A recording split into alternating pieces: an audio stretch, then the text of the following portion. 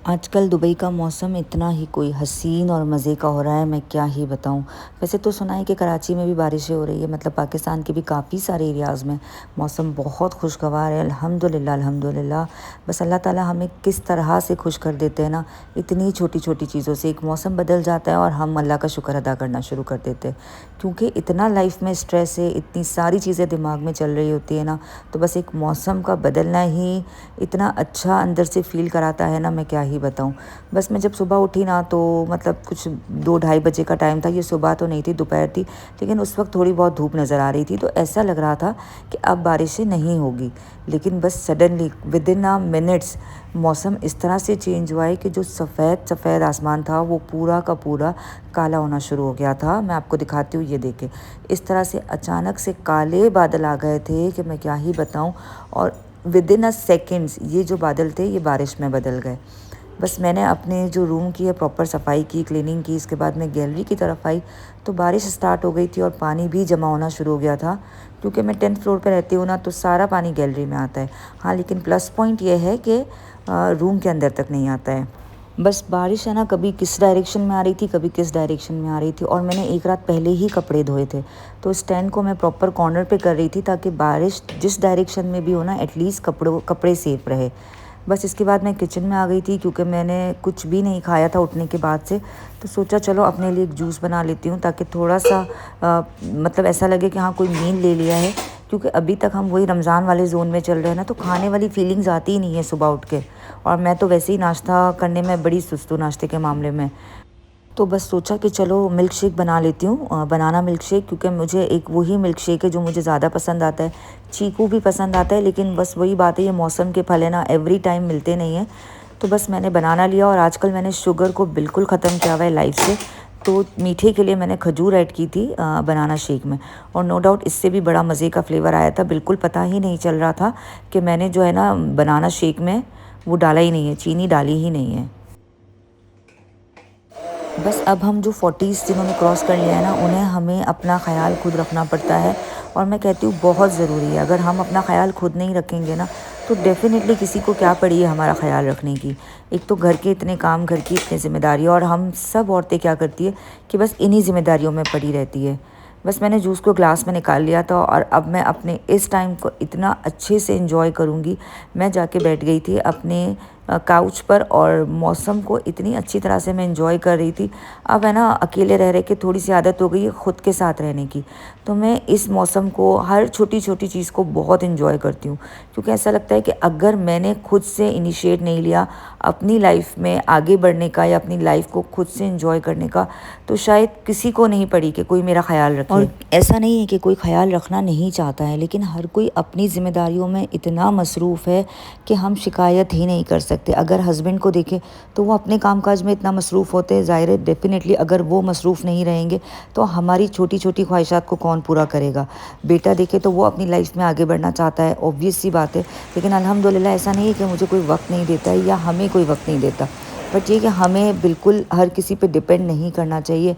अपने लिए या अपनी खुशियों के लिए थोड़ा बहुत खुद इनिशिएट लेना चाहिए। अब आप लोग भी मुझे ज़रूर बताइएगा कि आप लोग क्या करते हैं खुद अपनी लाइफ को एंजॉय करने के लिए, किस तरह से करते हैं, या आप अपनी खुशियों के लिए किसी पे डिपेंड कर रहे होते हैं, या खुद से खुशियाँ एंजॉय कर रहे होते हैं।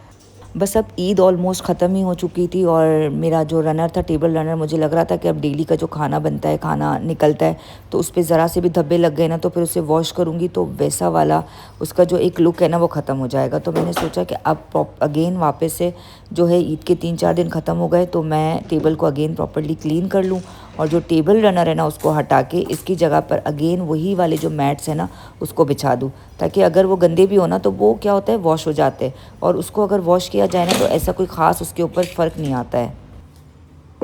अच्छा, मेरे पास है ना वुड क्लीनर भी है, लाइक आप अगर वुड को करना चाहें ना साफ़ तो उसको भी कर सकते हैं, लेकिन मुझे लगता है कि इस पर जो है ना ग्लास क्लीनर ज़्यादा अच्छा वर्क करता है। मुझे आइडिया ही नहीं था कि ग्लास क्लीनर से टेबल इतनी अच्छी तरह से क्लीन हो जाता है। शायद ये ग्लॉसी मटेरियल है, आई थिंक, इसलिए, आई डोंट नो क्या रीज़न है। और वुड मटेरियल, मुझे लगता है वो जो वुड क्लीनर है वो पॉलिश के फर्नीचर को अच्छी तरह से क्लीन करता होगा, लेकिन ये जो ग्लास क्लीनर है ना, इससे तो मेरा टेबल एकदम चमक जाता है। बस थोड़ा सा स्प्रे करती हूँ और अच्छी तरह से क्लॉथ से इसको क्लीन करती हूँ ना तो ये इतना मज़े का साफ़ हो जाता है ना कि मैं क्या ही बताऊँ। बस अब सारी चीज़ों को हटा दिया था और टेबल को प्रॉपर्ली अगेन सेट कर रही थी ताकि जो मैट्स वगैरह है ना उसको भी बिछा दूँ। मेरे घर का ना ये वो हिस्सा है जहाँ से बाहर से जो भी आता है ना वो सारी चीज़ें यहीं पर रखता है। अब अगर सजाद आएंगे और उनके हाथ में कोई शॉपर होगा तो वो भी इसी टेबल पे जाएगा। अयान आएगा उसके हाथ में कोई सामान होगा तो वो भी इसी टेबल पे आता है। इवन अगर मैंने ऑनलाइन कुछ मंगवाया है या कोई ग्रोसरी आई है तो वो भी इसी टेबल पे आती है। तो ये बेचारा टेबल बड़ा कुछ बर्दाश्त कर रहा होता है, हमारे घर की बहुत सारी चीज़ें। बस मैट्स लगा के टेबल को प्रॉपर्ली सेट कर लिया था अगेन, और साथ साथ मैं आ गई थी अपने टीवी को साफ़ करने के लिए। आफ्टर अ लॉन्ग टाइम मुझे इस पर ना छोटे छोटे स्पॉट्स नज़र आ रहे थे, तो मैंने सोचा चलो आज ग्लास क्लीनर से लगे हाथों इसको भी अच्छी तरह से साफ़ कर लेती हूँ। अब है ना अच्छी खासी बारिश बरस गई थी, माशाल्लाह माशाल्लाह माशाल्लाह। इतनी ज़ोरों की बारिश थी और गैलरी में इतना सारा पानी आ गया था। मैं इससे पहले भी एक बार जो है ना वो वाइपर कर चुकी थी, लेकिन अब ये सेकंड टाइम था क्योंकि मेरी जो बिल्लियाँ हैं ना उनको, स्पेशली एक जो बिल्ली है ना ग्रे वाली, उसको गैलरी बहुत पसंद है और स्पेशली धूप। तो उसको चाहिए होता है कि वो धूप में जाके लेटे, गैलरी में जाके बैठे। वो माशाल्लाह हर चीज़ को बहुत इंजॉय करती है मेरी तरह, हर मौसम को। वो धूप में भी अच्छे से बैठती है। अभी बारिश थी तो बारिश में भी बार बार जाके उसे बैठना था, तो मैंने सोचा मैं गैलरी साफ़ कर देती हूँ। अब बारिश रुक गई है तो उसे भी आकर अगर बैठना हो ना तो वो गैलरी में आराम से बैठ जाए। तो बस पहले वाइपर किया, इसके बाद मैंने पोछा किया और फिर इतनी देर में ना अयान आ गया था इन सारे कामों के दौरान। और मैं जब अकेली बैठी थी ना सब चीज़ों से फारिग होके, तो मैं यही सोच रही थी यार अगर अयान आता ना तो मैं इसको लेके ना इस वक्त चली जाती, लेकिन अयान ऑफिस में था और मुझे पता ही नहीं था कि वो घर जल्दी आ जाएगा। बस वो जैसे ही आया ना मैंने तो उसको पकड़ा, मैंने कहा भाई चलो मुझे तो जाना है पकौड़े खाने या वड़ा पाव खाने। और इतने अच्छे मौसम में वो मुझे लेकर गया माशाल्लाह माशाल्लाह। तो मैं, अयान और दानियाल फटाफट से रेडी हो गए और हम पहुंच गए थे चाट बाज़ार। ये अल नादा पे लोकेटेड है, मेरे घर के बहुत नियर बाय है। और आप देखो कितना हसीन मौसम है दुबई का, ऐसा लग ही नहीं रहा था ये दुबई है, क्योंकि मैं दुबई में पहले भी रह के जा चुकी हूँ और अभी भी काफ़ी टाइम से हूँ, तो मैंने कभी भी इस तरह का वेदर नहीं देखा दुबई में। माशाल्लाह माशाल्लाह ज़रूर बोल दीजिएगा। और ये रहा हमारा वड़ा पाव, इतना मज़े का होता है इसका वड़ा पाव कि मैं क्या ही बताऊँ। सिर्फ 4 या 5 दिरहम का कुछ आता है ये वड़ा पाव, लेकिन बहुत ही गज़ब का फ्लेवर है इसका। अगर आप में से कोई भी दुबई में लोकेटेड है ना और वो मतलब अल नादा के करीब है या कहीं दूर भी है और गाड़ी की सहूलत है, तो वो ज़रूर आके यहाँ पर विज़िट करे और वो ज़रूर ये वड़ा पाव खाए, इतना ही कोई मज़े का है। या फिर आप चाट फिर आ गए, बाज़ार की आप अगर कोई आगे। और ब्रांच आप लोग के नियर बाय है तो आप लोग ज़रूर विज़िट करें। और अयान ने जो है ना अपने लिए सेव पूरी ऑर्डर की थी, और क्योंकि उसकी डाइट चल रही है तो उसने कहा मुझे वड़ा पाव नहीं खाना है अम्मा। और साथ साथ हम लोगों ने गर्मा गर्म वड़ा पाव के साथ ना ठंडी ठंडी कोक ऑर्डर कर दी थी। बस अपने खाने के बाद हम घर की तरफ निकले। इस मौसम को हमने भरपूर एंजॉय किया।